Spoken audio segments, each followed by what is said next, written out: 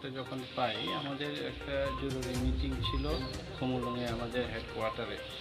তো আমাদের সব ইএমদের একটা মিটিং ছিল, তখন আমরা খবর পাই, আমার একটা ফোন যুগে খবর আসে যে মুঙ্গিয়াকামি ব্লকে আমাদের কর্মীরা একটা ব্লক চেয়ারম্যানের কাছ থেকে একটা স্বাক্ষর গ্রহণের জন্য, যে কোনো একটা কাজে স্বাক্ষর গ্রহণের জন্য যখন যায়, ওখানে অনেক আইপিএফটি এবং বিজেপি কর্মীরা প্রথমেই এখানে 200 থেকে 250 জন এখানে জড়ো ছিল। তো আমাদের যারা কর্মী না, একজন সাধারণ মানুষ তার প্রয়োজনীয় তাগিদে স্বাক্ষর গ্রহণের জন্য যখন যায়, তাকে অন্য সবাইকে স্বাক্ষর দিচ্ছে, কিন্তু যিনি স্বাক্ষর নিতে গেছেন ওনাকে স্বাক্ষর দিলেন না বিএসসি চেয়ারম্যান মহোদয়। তো এটা নিয়ে ওইখানে উত্তেজনা হয়, আবেদন জানানো হয় যে কেন স্বাক্ষর, এবং ওইটা জিজ্ঞেস করা হয় যেন কেন স্বাক্ষর দিলেন না।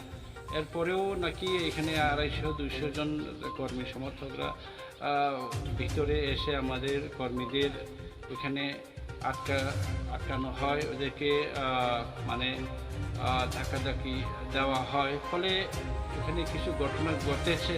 কিন্তু আমাদের আহত হয়েছে কিছু ওয়ার্কার, যথারীতি মেডিকেল টেস্ট করে থানাতে এফআইআর করা হয়েছে বলে আমাকে জানায়। তো এইসব ঘটনাগুলা দুঃখজনক, এরকম না হওয়াটাই বাঞ্ছনীয়। কেননা এখন কোভিড সিচুয়েশন চলছে, প্যান্ডামিক চলছে, মানুষ কাজ হারাচ্ছে, গ্রামে গঞ্জে মানুষ কাজ পাচ্ছে না।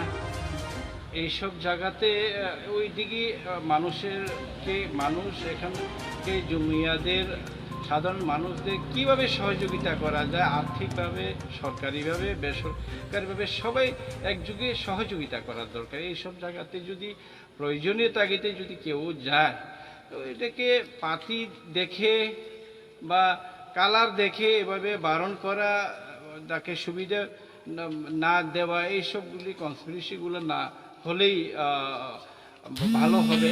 আশা রাখি আগামী দিনে এরকম আর হবে না। যারা এরকম করেছে তাদের বিরুদ্ধে এফআইআর অলরেডি করা হয়েছে। দেখা যাক এখন পুলিশ কি কারবার করে।